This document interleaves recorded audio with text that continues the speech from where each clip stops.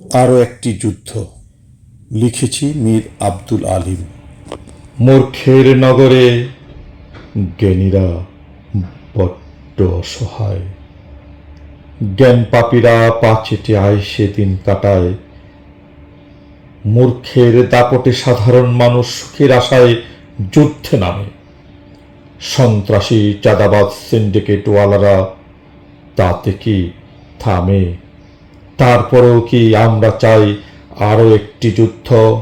যে যুদ্ধ কি রক্তের বিনিময়ে করতে পারবে দেশটা পরিশুদ্ধ?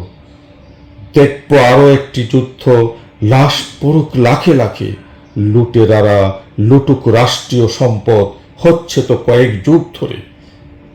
আর যুদ্ধ নয়, হতাশাও নয়, গরিবের শান্তি হয়তো আছে পরপারে। অভিশপ্ত নগর বন্দরে, রোদ বৃষ্টিতে তামাম শহরে পড়ে শ্রমিক জনতা।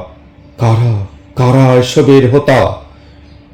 ধনী ধনী হয় দেখছি তো, গরিবের অশ্রুতে আর ঘামে কেনে আখেরাতের যত সুখ। গরিব না খেয়ে কাঠ, কুঠুরিতে চাপা, পরনে ছেঁড়া শার্ট। এই পথ ধরেই দেশটা চলছে যুগ যুগ ধরে।